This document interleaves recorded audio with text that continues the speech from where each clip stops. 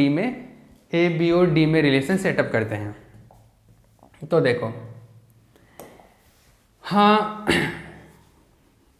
क्या होगा, फर्स्ट जो रिलेशन फर्स्ट बाउंड्री कंडीशन है उस फर्स्ट बाउंड्री कंडीशन में वैल्यू पुट करते हैं साई फर्स्ट और साई सेकंड में। तो साई फर्स्ट क्या है, by first boundary condition. First boundary condition से क्या होगा, फर्स्ट बाउंड्री कंडीशन है A e to power iota के अक्ष, ये है, अरे के अक्ष है ना, तो एक्स का वैल्यू 0 है, ये 0 plus B e to power minus iota k 0, यही है साई फर्स्ट। साई सेकेंड है D e to power minus alpha अक्ष का वैल्यू 0, तो ये भी 0 था इधर, तो ये हो गया देखो ए ई टू पावर 0 क्या होगा 1 प्लस ये b e to power minus 0, ये माइनस 0 है ले लो या 0, वो तो एक ही बात है, वो भी क्या हो जाएगा 0, तो सॉरी 1 हो जाएगा, ई टू पावर 0 1 हो गया, ये भी b आ गया, इधर से ई टू पावर 0 तो ये d हो गया, एक तो ये मिल गया। इसको इक्वेशन नंबर ए पुट कर लेते हैं हम लोग, कोई प्रॉब्लम किसी को नहीं, ठीक है, एक तो ये मिल गया। सेकेंड बाउंड्री कंडीशन लगाते हैं, सेकेंड बाउंड्री कंडीशन से देखो बाय सेकेंड बाउंड्री कंडीशन, द्वितीय boundary condition. Second boundary condition में क्या होगा, हम पहले अवकलन करो फिर x इक्वल टू 0 रखो, तो पहले तो अवकलन करो, इसका साई फर्स्ट का अवकलन करो, साई फर्स्ट क्या है, साई फर्स्ट ये, इसका अवकलन करो, डिफरेंशिएशन करो। तो मैं एक काम करता हूँ, इसको थोड़ा सा ऐसे लिखता हूँ, साई फर्स्ट का अवकलन करो भैया। साई फर्स्ट क्या है, A e to power iota k x plus B e to power minus iota k x, इसका अवकलन होगा और फिर x इक्वल टू 0 रख देना। फिर इधर डी बाई डी एक्स अवकलन करना किसका, साई सेकेंड का, और साई सेकेंड क्या है माइनस अल्फा एक्स, इसका अवकलन कर देना और क्या रख देना x इक्वल टू 0 पुट कर देना। ये दोनों चीज़ें हैं, क्लियर है ना। अब देखो इसका डिफरेंशिएशन करो, इसका डिफरेंशिएशन करेंगे तो a ये आ जाएगा iota k e to power iota k x, ऐसे आएगा इसका डिफरेंशिएशन। इसका differentiation b e to power minus iota k, sorry exponential का डिफरेंशिएशन, तो आएगा e to power minus iota k x, और माइनस आयोटा के एक्स का differentiation iota k और माइनस भी आएगा, वो माइनस यहाँ पे लिख देता हूँ, ठीक है, ये मिला। इसके अंदर क्या रखना है, x इक्वल टू 0 पुट करना है, जो नेक्स्ट स्टेप में कर दूंगा मैं। फिर इसका डिफरेंशिएशन करो, इसका डिफरेंशिएशन आएगा d और एक्सपोनेंशियल का e to power minus alpha x और माइनस अल्फा एक्स का माइनस अल्फा, ये आ गया, क्लियर है। और इसमें भी क्या करना पड़ेगा, x इक्वल टू 0 पुट करना पड़ेगा, तो x इक्वल टू 0 पुट करना पड़ेगा। तो देखो क्या आया, x इक्वल टू 0 पुट करो, x इक्वल टू 0 पुट किया तो a iota k e to power 0 plus b, ये प्लस नहीं minus b iota k e to power 0 equals to minus d alpha e to power 0, तो ये हो गया a iota k minus b iota k, दोनों में से common ले लेता हूँ, ये आयोटा के कॉमन ले लिया, ये आया a minus b is equals to minus d alpha, ये मिला। ये इक्वेशन नंबर मिला b, ये इक्वेशन नंबर मिला b, ये इक्वेशन नंबर मिला a, ठीक है। कहीं पे पॉज किया था छापने के लिए, यहाँ पे पॉज कर लेना छाप लेना, यहाँ पे पॉज कर लेना छाप लेना, ठीक है। अरे देखो मैं बोल रहा था डेरिवेशन थोड़ा लेंथी है, थोड़ा सा पेशेंस रखना पड़ेगा और फोकस रखना पड़ेगा। मैं रिपीट भी कर दूंगा आपको थोड़ा कि क्या कर रहे थे हम लोग, आपको मैं खोने नहीं दूंगा इसके अंदर, बट आपको पैटर्न पता होना चाहिए। वैसे तो डिफिकल्ट तो कुछ नहीं है ना, इसमें समझ में नहीं आए ऐसी तो कोई बात नहीं है, लेकिन ध्यान रखना पड़ेगा कि कौन से स्टेप के बाद में हम लोगों को लॉजिक ध्यान रखना पड़ेगा कि अब क्या करने वाले हैं, तो उसके हिसाब से चलना है, ठीक है। तो इक्वेशन नंबर ए और इक्वेशन नंबर बी मिला।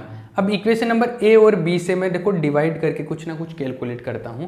अब ये जो मैं कैलकुलेट करके लेके आऊंगा ना, ये आगे पारगमन गुणांक में और परावर्तन गुणांक में, रिफ्लेक्शन कोएफिशिएंट और ट्रांसमिशन कोएफिशिएंट में काम में आने वाले हैं। इसलिए मैं बताया था कि अच्छा ये चीज़ है जो आगे काम में आएगी, ठीक है। तो देखो equation number A and equation number B को मैं डिवाइड कर देता हूँ। Equation A divided by equation number B. तो देखो डिवाइड किया तो वो तो ऊपर तो था a प्लस बी, और इधर लेफ्ट साइड क्या है आयोटा के a माइनस बी, और उधर था वो जो था वो d था, और इधर क्या माइनस डी अल्फ़ा। ऐसा ही है ना, ये है, देखो भैया। ठीक है, क्या आया इसमें, d से d कैंसिल आउट हो गया, ये अल्फ़ा जो था इधर मल्टीप्लाई हो गया तो माइनस अल्फ़ा आ जाएगा। तो ये हो गया minus alpha A plus B, और इधर जो आया वो आया आयोटा के ए माइनस बी। ठीक है, अब मैं एक काम करता हूँ, इसमें माइनस अल्फ़ा ए और माइनस अल्फ़ा बी, इधर आयोटा के ए और इधर आयोटा के बी। ए वालों को एक जगह कर लेता हूँ, बी वालों को एक जगह कर लेता हूँ। तो ए वालों को एक जगह करते हैं, बी वालों को एक जगह करते हैं। तो ए वाला उधर भेज देता हूँ, बी वाला इधर ले आता हूँ मैं। तो देखो बी वाला इधर लेके आऊँगा तो ये आएगा प्लस का हो जाएगा, और ये आयोटा के बी माइनस अल्फ़ा बी, और यह आयोटा के ए प्लस अल्फ़ा ए, यह आया। दूसरी चीज़ इसमें देखो, ये है बी कॉमन ले लो इसमें, बी कॉमन ले लो इसमें, बी कॉमन ले लूँ मैं, तो ये बचा आयोटा के माइनस अल्फ़ा, और इसमें ए कॉमन ले लो तो आयोटा के प्लस अल्फ़ा। ठीक है, अब मैं काम करता हूँ, मैं b अपॉन ए कैलकुलेट कर लेता हूँ। b अपॉन ए क्या आया मेरे पास में, b अपॉन ए आया, उधर से आयोटा के प्लस अल्फ़ा और इधर से आया आयोटा के माइनस अल्फ़ा।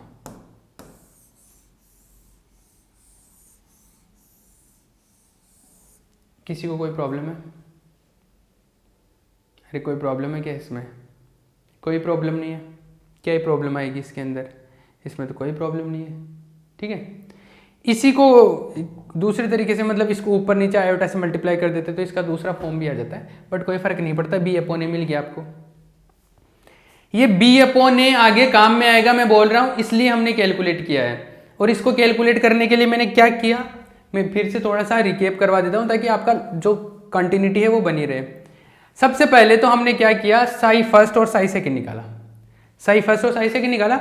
अब जो साई फर्स्ट और साई सेकंड ने निकाला उसमें यहाँ पर बाउंड्री कंडीशन अप्लाई किया, x इक्वल्स टू 0 पे, x इक्वल्स टू 0 पे फंक्शन को कंटिन्यू किया, और उसका जो फर्स्ट और डिफरेंशिएशन है, जो प्रथम अवकलज है, उसको भी 0 किया हमने। तो वो इक्वल मतलब इक्वल करके क्या इक्वल किया, x इक्वल्स टू 0 पे इक्वल किया, तो हमारे पास में दो इक्वेशन मिले, एक तो a एक b, जो कि ए बी और डी के टर्म्स में है, ए बी और डी के पदों में है। तो ए बी और डी के पदों में जो इक्वेशन मिले उनमें आपस में रिलेशन सेटअप किया, और वो रिलेशन सेटअप किया तो बी अपॉन ए ये आ गया। क्लियर है, ये मेरे को मिल गया बी अपॉन ए। ठीक है, ये बी अपॉन ए मिल गया। दूसरी चीज, अब मैं इसमें एक रिलेशन और निकाल लेता हूँ, डी अपॉन ए भी निकाल लेता हूँ मैं, D upon A, B upon A तो आ गया ना, बी अपॉन ए आ गया, डी अपॉन ए और निकाल लेता हूँ, क्योंकि ये डी अपॉन ए भी आगे काम में आएगा, ये दो चीजें काम में आएगी। ऐसे तो मैं कुछ भी निकाल सकता था, लेकिन मैंने बी अपॉन ए इसलिए निकाला क्योंकि मेरे को पता है कि आगे ये काम में आने वाला है। ठीक है, तो इसलिए मैंने यही फाइंड आउट किया है। तो बी अपॉन ए काम में आ रहा है, अभी डी अपॉन ए भी आएगा, तो वो जो वैल्यू आया उसको मैं इक्वेशन नंबर यहाँ पे रख सकता हूँ। देखो इक्वेशन नंबर ए से, इसको कुछ हम लोग इक्वेशन नंबर सी बोल देते हैं। तो from equation number A, equation number A में क्या है, A plus B is equal to D.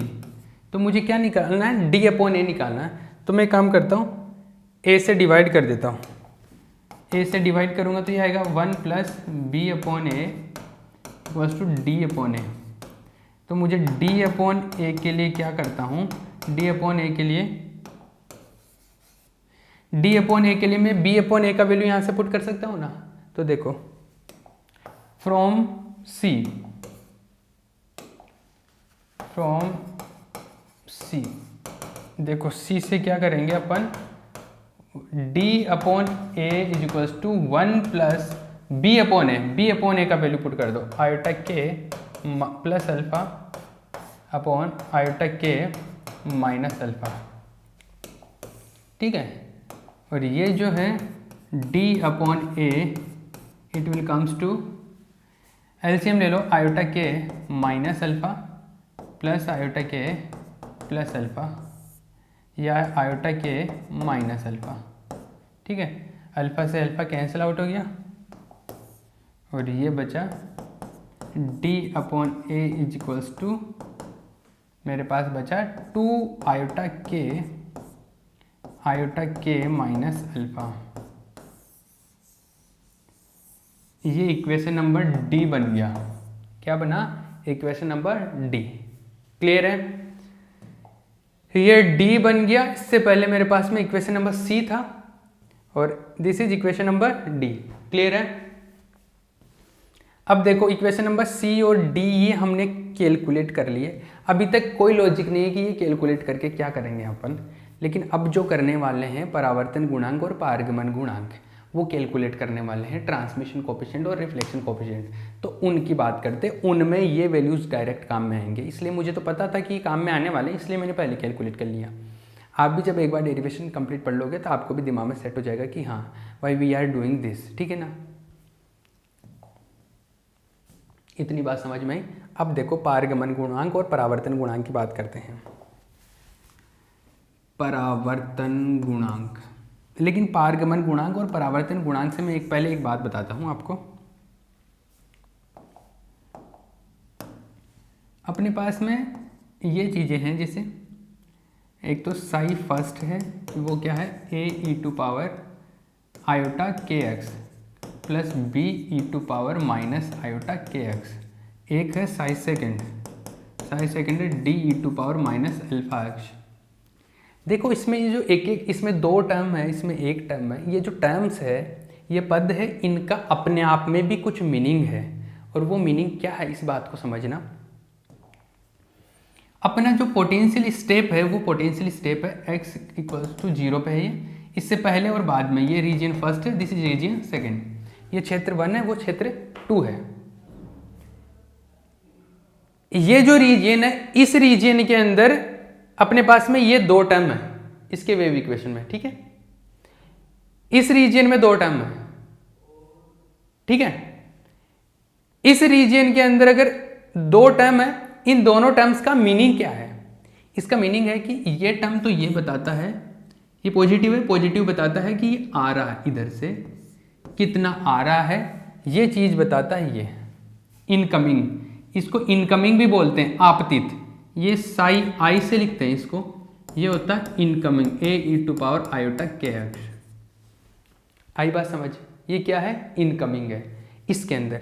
और ये माइनस वाला पार्ट ये बता देता है कि ये टक्कर करके वापस कितना चला जा सकता है। मतलब ये टर्म ये बताता है कि ये आ रहा है, ये टर्म ये बताता है कि वापस कितना रिफ्लेक्ट हो सकता है। आई बात में समझ में? तो यहां पर ये टर्म क्या बता रहा है कि कितना रिफ्लेक्ट होके जा सकता है। तो यहां पर ये टर्म यही बता रहा है कि रिफ्लेक्ट होने के चांस कितने हैं, ये फर्स्ट रीजन में। तो रिफ्लेक्शन के चांस कितने हैं, इधर से रिफ्लेक्शन के चांस कितने हैं, इसको कौन बता रहा है? रिफ्लेक्शन को बता रहा है ये टर्म साई आर। ये क्या है? रिफ्लेक्शन है, B e to power minus iota k x. और इधर चला जाएगा, सेकंड रीजन की बात कर रहा हूं अभी, सेकंड रीजन की, मतलब उधर पार करके चला जाएगा। जो पारगमन वाला जो पार्ट है, ट्रांसमिशन वाला, वो ये बताता है साइड टी। ये कौन? D e to power minus alpha x. ठीक है, वो टर्म ये बता रहा है, चमक गया। वो ट्रांसमिशन को बता रहा है, ये रिफ्लेक्शन को बता रहा है, ये इनकमिंग आपतन को, ये परावर्तन को, वो पारगमन को। पारगमन मतलब उधर चले जाना पार करके, परावर्तन मतलब वापस आ जाना, आपतन मतलब आ रहा है। ठीक है ना? ये इनकमिंग, ये रिफ्लेक्शन और वो ट्रांसमिशन, तीनों पार्ट क्लियर है। ये अब काम में आएंगे। देखो तो ये ऐसे हो गया क्या, ये ऐसा हो गया क्या, साई आई जो है वो आपतन फलन है, ये इनकमिंग फंक्शन है, ये इनकमिंग फंक्शन। ये क्या हो गया? ए e to power iota k x. Psi R जो है वो रिफ्लेक्शन है, परावर्तन फलन। साई आर जो है वो है परावर्तन फलन, रिफ्लेक्शन फंक्शन,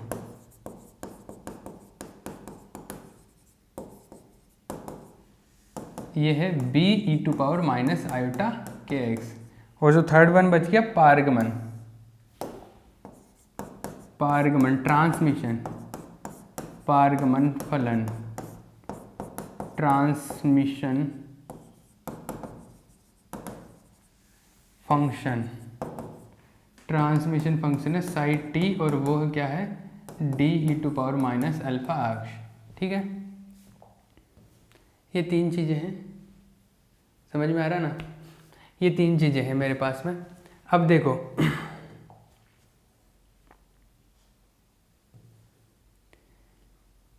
ये तीन चीज़ें क्लियर हो गई। अब बात को समझना आप क्या करने वाला हूँ मैं। अब पारगमन गुणांक और आपतन गुणांक वो दोनों पारगमन गुणांक और परावर्तन गुणांक, रिफ्लेक्शन कोफिशिएंट और ट्रांसमिशन कोफिशिएंट कैलकुलेट करने वाला हूँ मैं। तो वो दोनों चीज़ें कैलकुलेट करते हैं, तो उसके लिए ये काम में आने वाले हैं। तो ये इन्फॉर्मेशन हो गई आपके लिए। अब देखो पारगमन गुणांक और परावर्तन गुणांक के बारे में बात करते हैं। सबसे पहले हो सकता है एग्जाम में दोनों नहीं पूछ के एक ही पूछा जाए आपसे, तो आप एक भी कैलकुलेट कर सकते हो। तो मैं परावर्तन गुणांक कैलकुलेट कर लेता हूँ। मैं परावर्तन गुणांक कैलकुलेट करता हूँ। परावर्तन गुणांक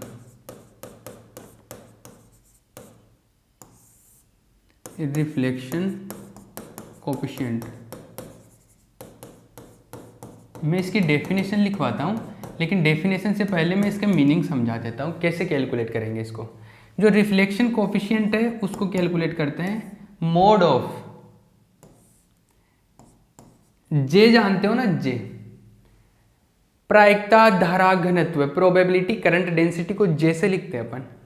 वो रिफ्लेक्शन के लिए बात कर रहे हो तो रिफ्लेक्शन अपॉन जे इनकमिंग, ये इन दोनों का जो रेशियो आता है, इन दोनों का जो अनुपात होता है, मतलब परावर्तित धारा घनत्व अपॉन इनकमिंग करंट डेंसिटी, आपतन धारा घनत्व, इन दोनों का अनुपात R के बराबर होगा। तो पहले इसका डेफिनेशन लिख लो, फिर ये फॉर्मूला लिखना। तो डेफिनेशन लिखो, परावर्तन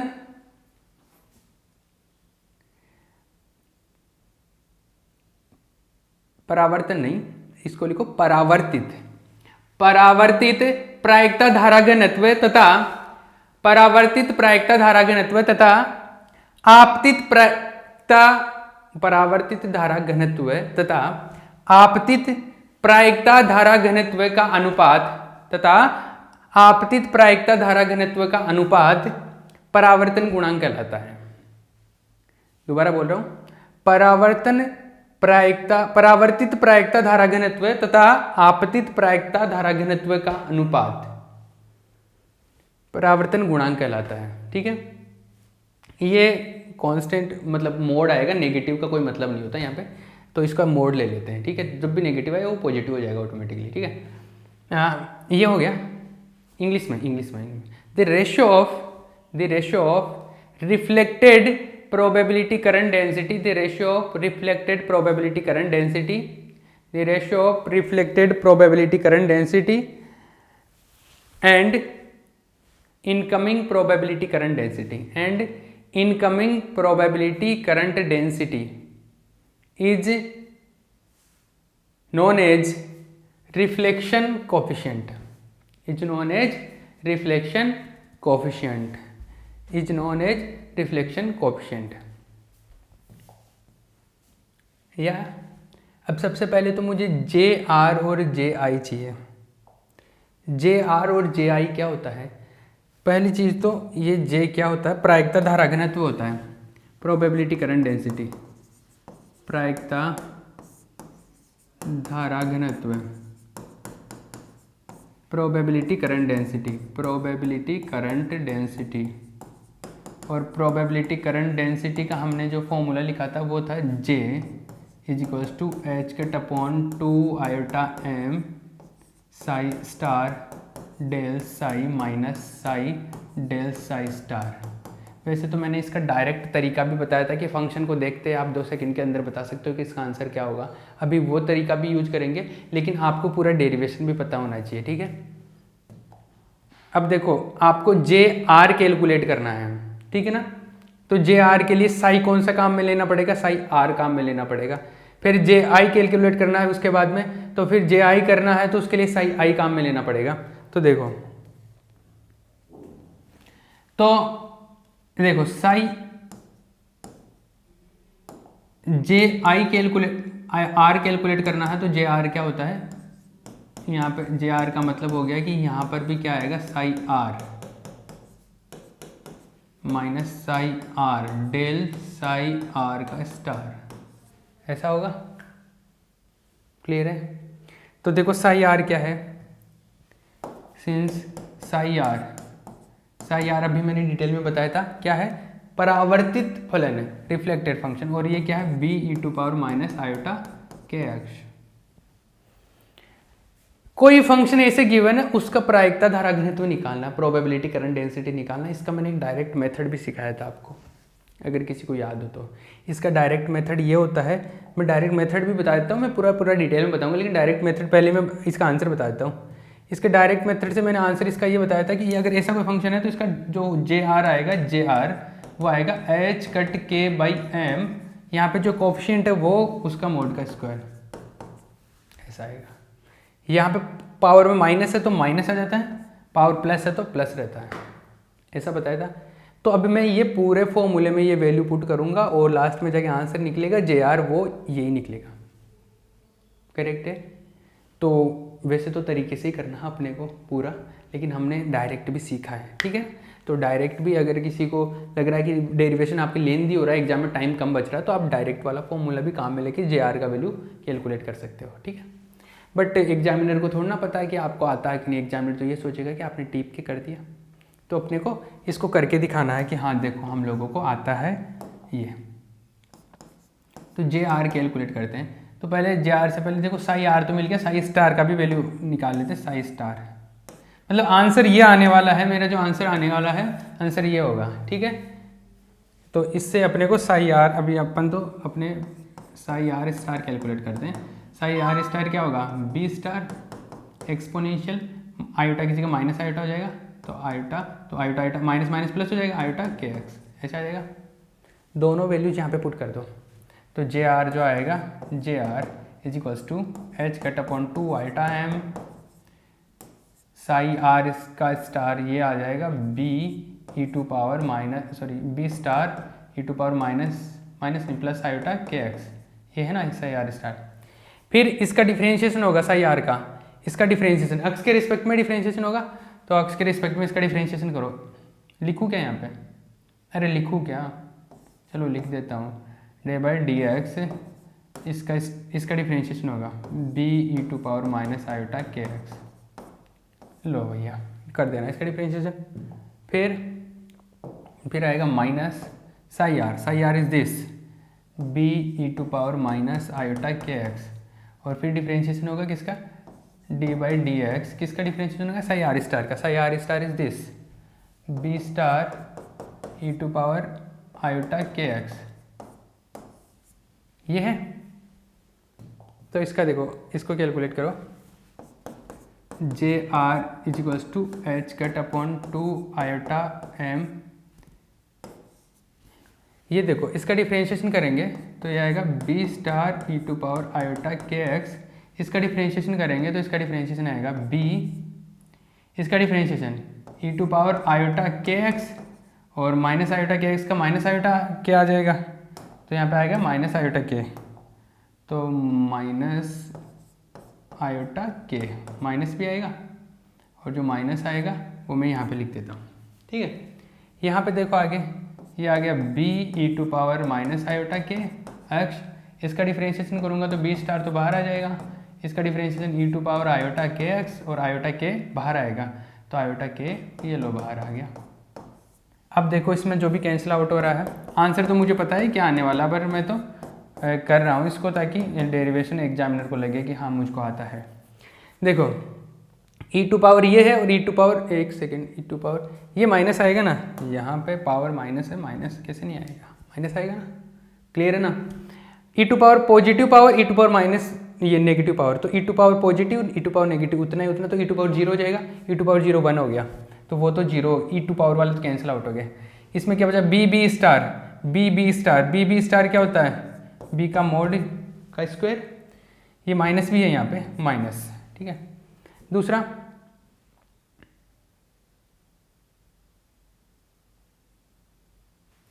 यहाँ पे देखो e to power negative, e to power positive, तो ये भी क्या हो जाएगा, जीरो हो जाएगा। एक सेकेंड, यहाँ पर आयोटा के भी है ना, आयोटा के भी आएगा। इसमें देखो बी बी स्टार तो हो गया माइनस बी का मोड का square, e to power minus e to power positive, ये कैंसिल हो जाएगा, जीरो हो जाएगा, आयोटा के आ जाएगा। अब देखो इसके अंदर J R is equals to H cut upon 2 iota M, ये देखो इसमें माइनस माइनस माइनस तो बाहर आ गया, आयोटा के इसमें आएगा आयोटा के, और 2 टाइम्स है ना, ये 2 बार है, तो ये है 2 टाइम्स ऑफ आयोटा के बी का मॉड का स्क्वायर, ठीक है। आयोटा से आयोटा कैंसिल आउट हो जाएगा, आयोटा से आयोटा कैंसिल आउट हो जाएगा, तो क्या बचेगा मेरे पास, मेरे पास में बचेगा 2 से 2 भी कैंसिल आउट हो जाएगा, 2 से 2 भी कैंसिल आउट हो जाएगा, तो मेरे पास बचेगा माइनस एच कट के अपॉन एम, और ये बी एच कट के अपॉन एम बी का मॉड का स्क्वायर, ये बचा जे आर। यही तो कहानी मैंने पहले बताई थी कि जे आर का माइनस एच कट के अपॉन एम बी का मॉड का स्क्वायर, यही बताया था। ऐसे जे आर कैलकुलेट कर लिया ये करके हमने, तो जे आर तो निकाल लिया, अब क्या करेंगे, जे आई कैलकुलेट करेंगे, तो फिर से ये इतनी कहानी करनी पड़ेगी अपने को, तो जे आई करना पड़ेगा, जे आई कैलकुलेट करते हैं, तो आओ जे आई कैलकुलेट कर लेते हैं। तो देखो जे आई के बारे में बात करें, आओ नाउ फॉर जे आई, तो जे आई के लिए भी कैलकुलेट करें, तो जे आई के लिए क्या करेंगे, जे आई के लिए होगा h cut upon 2 iota M, जहाँ पर साई स्टार डेल साई, यहाँ पर आर लिखा था वहाँ पे आई आ जाएगा, I I minus psi del psi star I I. Clear है, ये बात समझ में आती है, ठीक है। ये बात क्लियर हो गई कि मुझे साई आई लिखना है, और साई आई मुझे पता है क्या है, साई आई क्या है। अच्छा ऊपर वाला कॉपी कर लिया था ना आपने, जिसने नहीं किया मैं थोड़ा पॉज करूँ क्या आप लोगों के लिए, ये यहाँ तक तो हो गया होगा आई थिंक। इसके बाद में ये लो यहाँ पे पॉज कर लेना, और यहाँ पे और यहाँ पे पॉज कर लेना, ठीक है। अब देखो साई आई है, साई आई का देखो, साई आई क्या था, ए e to power iota k x, इसका डायरेक्ट आंसर तो आप बता सकते हो ना, आप भी बता सकते हो, अब तो आपको भी आ गया, मतलब आप मेरे बराबर आ गए हो। तो साई आई मिल गया, मतलब साई आई है, तो आप क्या जे आई कैलकुलेट कर सकते हैं। जे आई क्या होता है, एच कट के अपॉन एम, एच कट के अपॉन एम, यहाँ पे जो कोफिशिएंट है वो ए का मॉड का स्क्वायर, ये आएगा आंसर, ठीक है ना। तो डायरेक्ट भी लिख सकते हैं आंसर, बट अपने को कैलकुलेट करके दिखाना है ना, तो कैलकुलेट करके दिखा देते हैं इसको कि देखो भैया हमको आता है, एग्जामिनर को पता तो चलना चाहिए ना, तो हम लोग इसको कैलकुलेट करते हैं। तो आओ इसको कैलकुलेट करें हम, तो वो same pattern, psi psi i पता है, साई आई स्टार क्या आएगा, ए का star e to power minus iota k x. ये मान लो कि फर्स्ट यूनिट में जो हमने क्वेश्चन करे थे वो क्वेश्चन यहाँ तो दूसरे क्वेश्चन का ही पार्ट है, उतने बड़े बड़े क्वेश्चन तो इसके अंदर करने पड़ेंगे, तो डेरिवेशन एक ही चल रहा है अभी, ठीक है ना। इसमें इतने बड़े डेरिवेशन बनाए, ये मेरी कोई जिम्मेदारी नहीं, इसमें आगे से ऐसे आए, मैंने नहीं बनाया घर पे। तो देखो इसके अंदर आगे कंटिन्यू करें, साई आई आ गया, साई आई स्टार मिल गया अपने को, तो साई आई स्टार मिल गया। अब देखो ये इसमें वैल्यू पुट करो, जे आई जो आएगा वो आएगा H cut upon 2 iota m, और ये साई आई का वैल्यू साई आई स्टार ये आ गया A star e to power minus iota k x. इस बार डायरेक्ट वैल्यू पुट कर दो क्या, इसका डिफरेंशिएशन कर दो इसका, और डिफरेंशिएट करके ही रखना है, तो डायरेक्ट इसका डिफरेंशिएशन कर दो। इसका डिफरेंशिएशन आएगा A e to power iota k x और e to power iota k x, इसका differentiation e to power iota k x और आयोटा के एक्स का आयोटा के, ठीक है, minus psi i is this, ये है A e to power iota k x, ये तो रख दिया साई आई का। अब डेल साई आई स्टार मतलब इसका डिफ्रेंशिएशन करके रखना है, तो इसका डिफ्रेंशिएशन करके रखोगे, इसका डिफ्रेंशिएशन, तो इसका डिफ्रेंशिएशन आएगा ए स्टार और ये आएगा e to power minus iota k x, इसका ई to power minus iota k x और माइनस आयोटा के एक्स का माइनस आयोटा के, तो आयोटा के और माइनस आएगा, वो माइनस माइनस प्लस बीच में रख दिया मैंने, ऐसा आ गया। ठीक है, now H cut upon 2 iota M.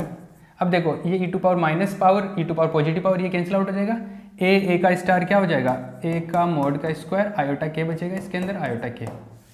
इसमें देखो ए का स्टार, ए का मोड का square, e to power positive, e to power negative 0 और ये बचेगा आयोटा के। ठीक है, ये आएगा J I is equal to H cut upon 2 iota M और ये 2 टाइम्स ऑफ आयोटा के ए का मोड का स्क्वायर, 2 कैंसिल, आयोटा से आयोटा कैंसिल, तो क्या बचे अपने पास में, अपने पास बचा एच कट के बाई एम और ये ए का मोड का स्क्वायर, ये आंसर बचा। और मैंने यही तो बताया था कि डायरेक्ट एच कट के अपॉन एम ए का मोड का स्क्वायर आएगा। पावर नेगेटिव होती तो नेगेटिव आ जाता, पॉजिटिव होती तो पॉजिटिव आ जाता। तो ये जे आई मिल गया, जे आर मिल गया, दोनों मिल गए। तो जे आई जे आर का वैल्यू मैं इक्वेशन नंबर इसके अंदर पुट करूँगा, किसके अंदर, इसमें। तो जे आई जे आर का वैल्यू आर में पुट करने पर, पहले इक्वेशन नंबर कहाँ तक हो गई थी मुझे पता नहीं, वहाँ में इक्वेशन नंबर डी तक हो गया था, है ना, डी तक हो गया था। इसको इक्वेशन नंबर कुछ ई रख लूँ मैं, ये ई कर दूँ तो कोई प्रॉब्लम है क्या। इक्वेशन नंबर ई में जे आर और जे आई का वैल्यू पुट करेंगे। ठीक है, ये बात तो समझ में आती है ना, जे आई और जे आर कैसे कैलकुलेट किया, ये तो बचपन की बातें हैं, मतलब लास्ट चैप्टर की बातें हैं। तो देखो अरे ये तो कॉपी कर लिया था ना, ये कॉपी कर लिया होगा ना, ये बिल्कुल इसमें कोई दिक्कत नहीं है, मैं यहाँ पे पॉज कर दूँ तो भी कर सकते हो। ठीक है, आ जाओ अब, जे आई व जे आर का मान समीकरण, इक्वेशन कौन सा है वो, ई में पुट करने पर, समीकरण ई में पुट करने पर, समीकरण ई में रखने पर, putting the value of j i and j r in the equation number E, putting the value of j i and j r in equation number ई।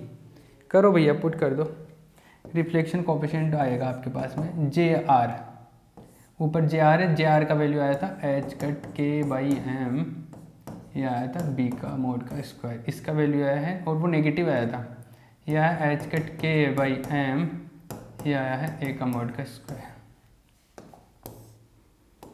तो ये आर है एच कट के एम, तो ये तो हो गया बाहर हो गया, माइनस को मोड पॉजिटिव बना देगा, ये बचा, मैं इसको ऐसे लिख सकता हूँ बी और ए दोनों में मोड है, तो मैं इनका जनरल का ऐसे कर देता हूँ बी अपॉन ए।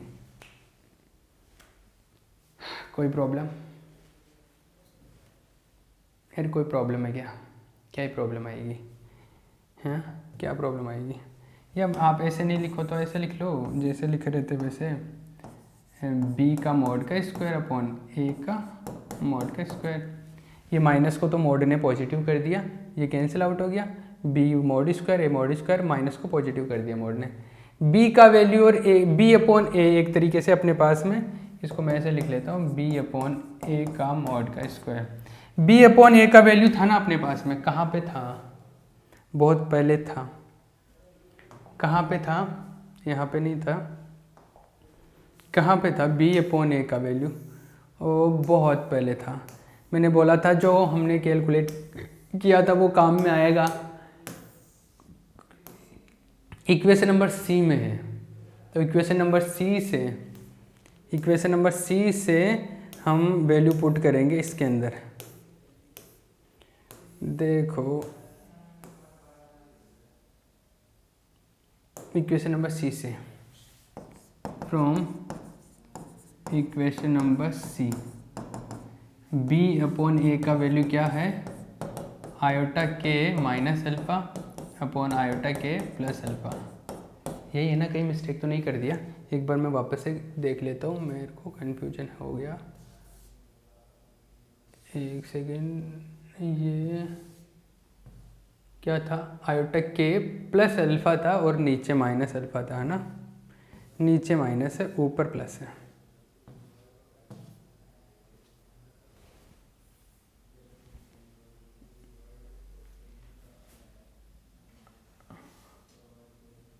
देखो भैया, अरे रुक जा,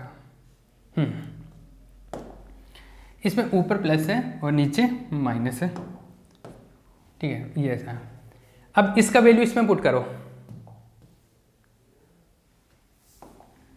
आर में मान रखने पर, आर में मान रखने पर, putting the value in are, ये मतलब ये वैल्यू आर में पुट कर दे, तो आर में पुट करेंगे तो देखो क्या आएगा, iota k plus alpha upon iota k minus alpha, ये आएगा। इसका क्या करना है, मोड का स्क्वायर। अब देखो ये कॉम्प्लेक्स क्वांटिटी है, मतलब सम्मिश्र संख्या है, और सम्मिश्र संख्या का मोड का मतलब क्या होता है, जैसे मान लो सम्मिश्र संख्या है कोई a प्लस आयोटा b, इसका मोड का मतलब होता है कि मोड का स्क्वायर का मतलब होता है कि a प्लस आयोटा b और a प्लस आयोटा b का स्टार लगा दो, ऐसा होता है इसका मतलब। अरे कोई ऐसा है कि a का मोड का स्क्वायर मतलब a इंटू ए स्टार ही तो होता है, तो यही तो क्या अंदर ये है, तो a इसका ये स्टार है, और इसका स्टार का मतलब होता है इसका कॉम्प्लेक्स कॉन्जुगेट, मतलब इसका संयुग्मी, सम्मिश्र संयुग्मी, तो a प्लस आयोटा b और इसका सम्मिश्र संयुग्मी होगा, मतलब जहाँ पर आयोटा है रियल तो रियल आ जाएगा, आयोटा है वहाँ पे माइनस आयोटा हो जाएगा, ऐसा होता है मल्टीप्लाई, चमकता है। तो ये जो मैंने कहानी सुनाई है ये ध्यान रखने वाली बातें हैं जो बचपन की है, उसका यूज करेंगे उस कंसेप्ट का। तो इसको देखो, आयोटा के प्लस अल्फ़ा, एक बार तो जैसा है वैसा का वैसा आ जाएगा, दूसरी बार मल्टीप्लाई करेंगे तो जो माइनस है आयोटा है वहाँ पे माइनस कर देंगे, तो देखो यहाँ पर minus iota k plus alpha हो जाएगा, अल्फ़ा में तो कोई चेंज नहीं होगा ना, आयोटा की जगह माइनस आयोटा गया, इसमें भी आयोटा की जगह minus iota k minus alpha हो गया, ठीक है। अब देखो मैं काम करता हूँ, ये तो ऐसा का ऐसा ही है, पहले जो लिखा हुआ था पहला टर्म, तो ये वाला तो ऐसा का ऐसा लिख देते हैं हम लोग, इसमें माइनस कॉमन लूँ, इसमें माइनस कॉमन लूँ तो ये तो हो जाएगा आयोटा के पॉजिटिव और ये हो जाएगा माइनस अल्फ़ा, और माइनस क्या आ गया बाहर, यह माइनस बाहर है। दूसरा ये यहाँ से माइनस कॉमन लूँ नीचे से, तो भी आयोटा क्या आ गया, ये पॉजिटिव हो गया, ये भी पॉजिटिव हो जाएगा, ठीक है, और यहाँ पे आएगा माइनस बाहर, ये दोनों माइनस के कैंसिल आउट हो जाएंगे, ठीक है, ये बच गया। अब इसमें देखो ये कैंसिल आउट हो गया इससे, ये कैंसिल आउट हो गया इससे, तो ये जो r बचा ये r क्या आ गया 1 आ गया,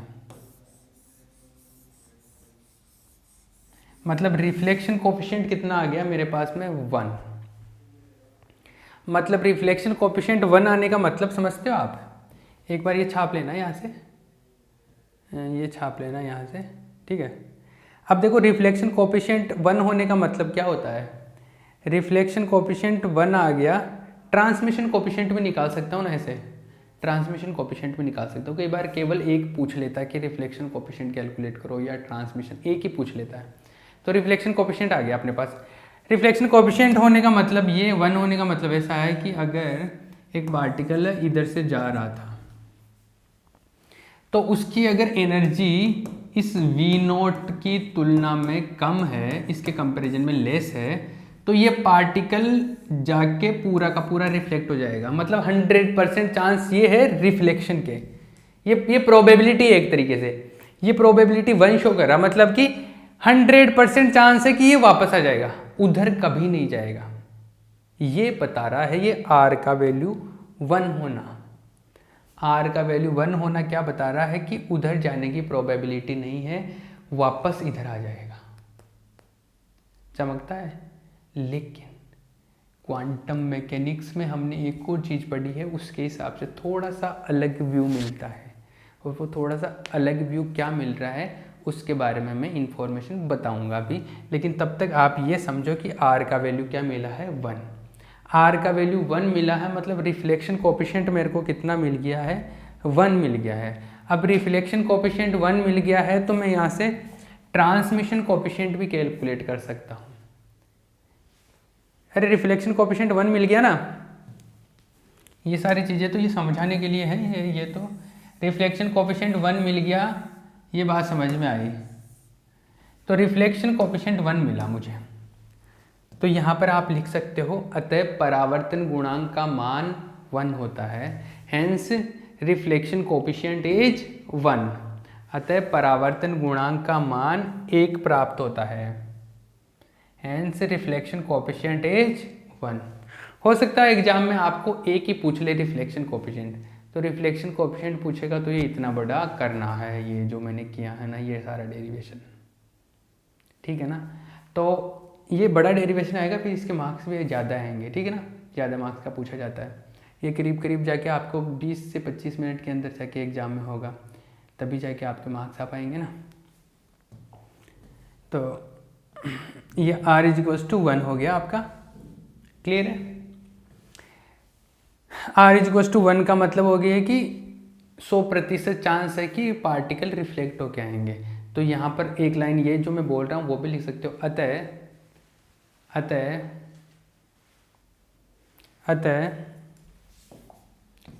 E<V0 की स्थिति में, E<V0 की स्थिति में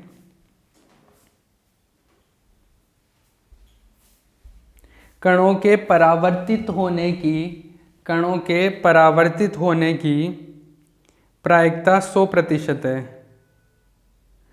कणों के परावर्तित होने की प्रायिकता 100% है। कणों के परावर्तित होने की प्रायिकता 100% है।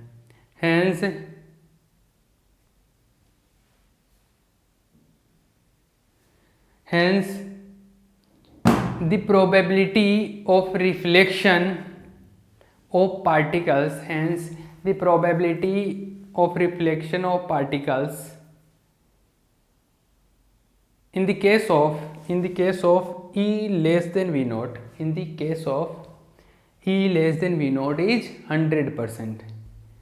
is 100%, ठीक है।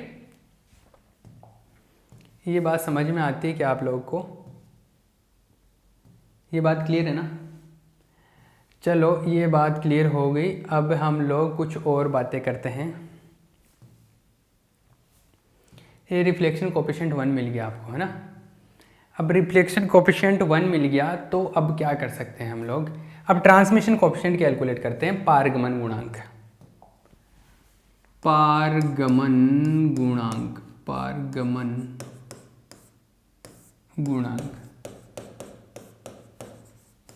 ट्रांसमिशन कोफिशिएंट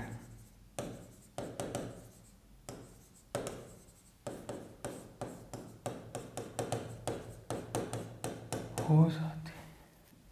ट्रांसमिशन कोफिशिएंट पारगमन गुणांक, देखो भैया मैंने पहले भी बताया था कि डेरिवेशन लेंदी है, मैंने घर पे नहीं बनाया है, इतना ही बड़ा होता है ये डेरिवेशन, मैं कुछ नहीं कर सकता इसके अंदर। आप क्योंकि बीएससी के स्टूडेंट है तो आपको लिखना भी पड़ेगा, और आपको लिखना पड़ेगा तो उसके लिए आपको बड़े बड़े डेरिवेशन करने पड़ेंगे। आप अगर जेम के स्टूडेंट होते तो जेम में ये इतनी राम कहानी नहीं सुनानी पड़ती, वो मैंने जो ट्रिक बताया वो डायरेक्ट ट्रिक यूज करते हैं, है ना, ठीक है।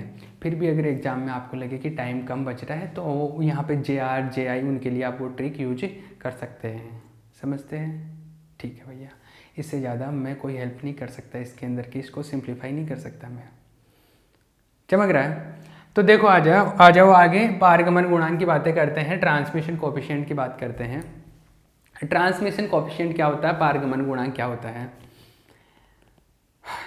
पारगमन गुणांक देखो भैया, हाँ पारगमन गुणांक, तो एक चीज़ तो हमने पढ़ी कि वापस लौट के आने की प्रायिकता कितनी है, एक तरीके से रिटर्न की प्रोबेबिलिटी कितनी है रिफ्लेक्शन की, ये पढ़ लिया।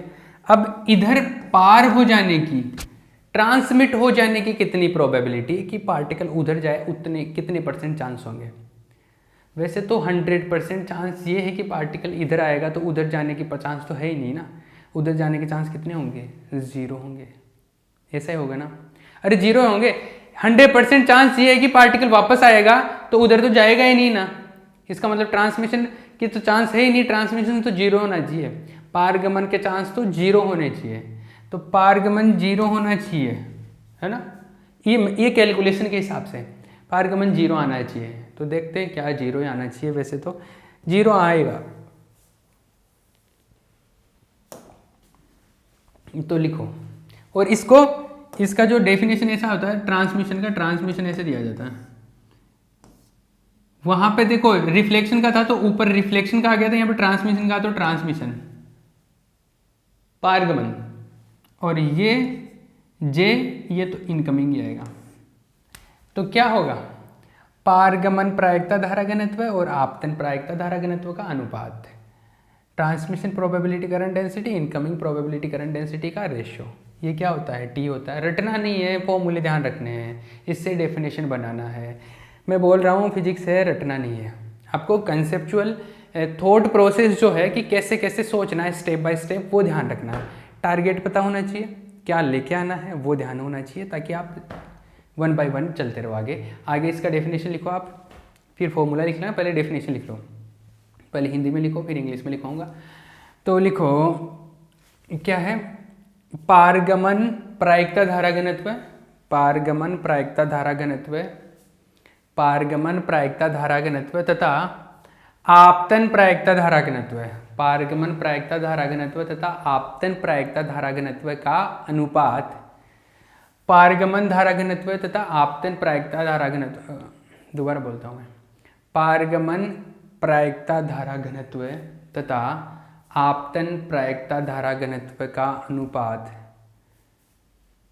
आपतन प्रायिकता धारा घनत्व का अनुपात पारगमन गुणांक कहलाता है।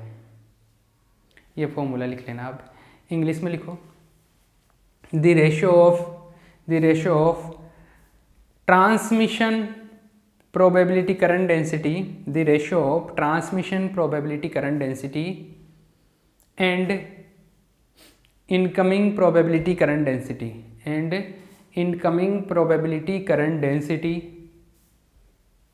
is known as transmission coefficient,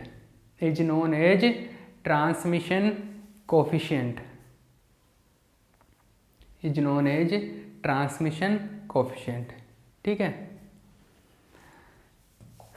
ये कैलकुलेट करना है, तो जे, एक सेकेंड, ये अपने को कैलकुलेट करना है। तो देखो जे आई तो मुझे पता है, जे टी और कैलकुलेट कर लेता हूँ। तो जे टी क्या होगा, जे टी ये वही formula h cut upon 2 iota M psi star del psi minus psi del psi star, यही फॉर्मूला लगाना है। ट्रांसमिशन का बात करना है, पारगमन का बात करना है, पारगमन तो हमारे को पता है, सिंस पारगमन फलन जो है, पारगमन फलन ट्रांसमिशन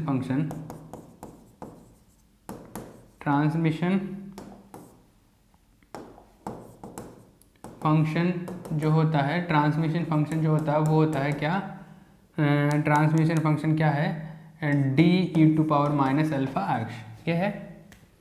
ठीक है भैया, ये ट्रांसमिशन फंक्शन है। तो ये वैसे रियल है, और कोई भी रियल क्वांटिटी होता है उसका जे वैसे 0 होता है। वैसे मैं इसको कैलकुलेट करके बता देता हूँ, लेकिन कोई रियल आता है तो रियल का मैंने जहाँ पे पहली बार ट्रिक समझा है, तो वहाँ पे ट्रिक में भी बताया था कि ये पूरा अगर रियल है, आयोटा नहीं है, इसका मतलब जे जो आएगा वो 0 आएगा। यहाँ पे कैलकुलेट कर लेते हैं। देखो साई टी पता है, साई टी स्टार भी कैलकुलेट कर लेता हूँ। साई टी स्टार जो आएगा वो क्या है, डी का स्टार, और इसमें तो कोई आयोटा है ही नहीं, तो वैसे का वैसे आ जाएगा। तो यहाँ पे देखो जे टी जो आएगा H cut upon 2 iota M psi T star आएगा D star e to power minus alpha x, और डेल साई टी इसका डिफ्रेंशिएशन आएगा D e to power minus alpha x. D तो डी कॉन्स्टेंट आ गया, e to power minus alpha x का e to power minus alpha x, और minus alpha x का minus alpha, तो वो माइनस तो यहाँ लिख देता हूँ और अल्फा में यहाँ लिख देता हूँ। ठीक है, दूसरी चीज़ माइनस आगे साई आएगा, psi will be this D e to power minus alpha x, और फिर साई टी स्टार का डिफ्रेंशिएशन, इसका डिफ्रेंशिएशन, तो इसका डिफ्रेंशिएशन आएगा डी स्टार, इसका differentiation e to power minus alpha x, और माइनस अल्फा एक्स का माइनस अल्फा, तो माइनस माइनस प्लस अल्फा हो जाएगा। ठीक है, अब इस चीज़ को और इस चीज़ को ध्यान से देखो, इसके सारे जो टर्म है सेम सारे टर्म इसके अंदर है और एक प्लस है एक माइनस है, इसका मतलब है कि दोनों कैंसिल आउट हो जाएंगे। तो दोनों कैंसिल आउट हो जाएंगे, पूरा का पूरा कैंसिल आउट हो गया। तो जेटी क्या हो गया, जेटी क्या हो गया, वैसे जीरो हो गया। जेटी जीरो हो गया, जेटी जीरो हो गया तो जेटी जीरो रखूंगा तो टी कितना हो जाएगा, जीरो। वैसे यहाँ तो जेटी जीरो हो गया, लेकिन जहाँ पे जेटी जीरो नहीं होता वहाँ पर जो हमने वहाँ पे पहले एक तो बी अपॉन ए कैलकुलेट किया था, एक डी अपॉन ए कैलकुलेट किया था। अगर जेटी जीरो नहीं होता तो अपने को डी अपॉन ए की रिक्वायरमेंट होती, इसकी ज़रूरत पड़ती। ठीक है, लेकिन यहाँ पे तो जीरो हो गया तो हम क्या कर सकते हैं, हम कुछ नहीं कर सकते, तो वो काम में नहीं आएगा यहाँ पे। और वैसे तो उसको तो 2 स्टेप में कैलकुलेट किया था तो उसका तो कोई दिक्कत नहीं है। J T equals to zero, तो J T equals to zero put करेंगे तो टी देखो क्या आएगा, अतः T is equals to zero upon J I, मतलब टी इज इक्वल्स टू क्या आ गया, जीरो आ गया। मतलब पारगमन गुणांक क्या हो गया, जीरो हो गया। इसको पॉज करके छापोगे क्या, यहाँ पे पॉज कर लेना, छाप लेना, फिर यहाँ पे पॉज कर लेना और छाप लेना। इसका पारगमन गुणांक क्या आ गया, जीरो हो गया। पारगमन गुणांक क्या हो गया, जीरो, मतलब कि उधर जाने की प्रायिकता जीरो होगी अगर एनर्जी वी नॉट से कम है तो। अगर एनर्जी वी नॉट से कम है पार्टिकल की तो उधर नहीं जा सकता।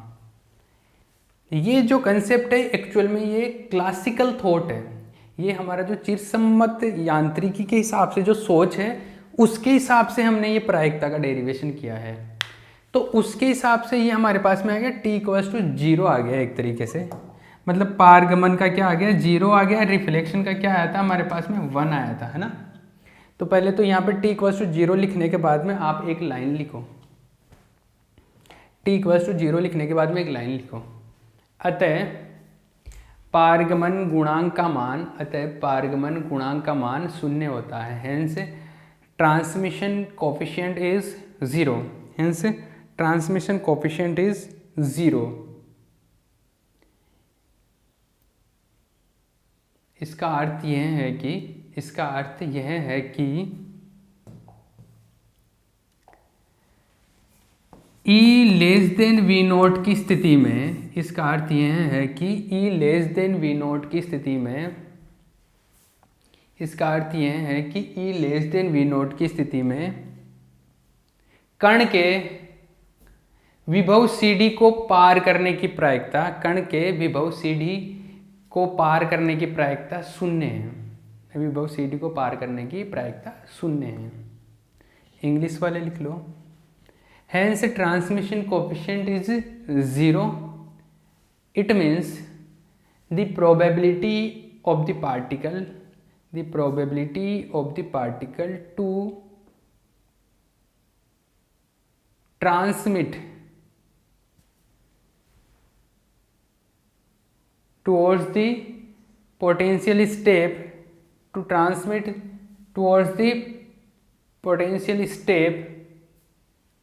in the case of E less than V naught, is zero, ठीक है। ये बात समझ में आ गई।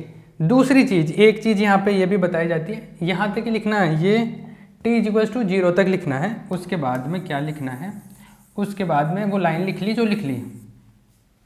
अब देखो यहाँ पर एक चीज़ समझ में आती है मेरे को, क्या समझ में आया, एक ये बात जो मैं बताने वाला हूँ वो हमेशा 100% वैलिड रहती है। वो ऐसा होता है कि R प्लस टी का जो वैल्यू होता है वो हमेशा 1 आता है, ये हमेशा कितना आता है, 1 आता है। तो ये 1 आ ही गया वैसे, क्योंकि R का वैल्यू तो 1 है और इसका वैल्यू क्या है, 0 है। इसका मतलब है R प्लस 1 क्या हो गया, ये आ गया, R प्लस टी क्या आ गया, 1 हो गया। अतः परावर्तन गुणांक प्लस पारगमन गुणांक पारगमन गुणांक इज इक्वल्स टू 1।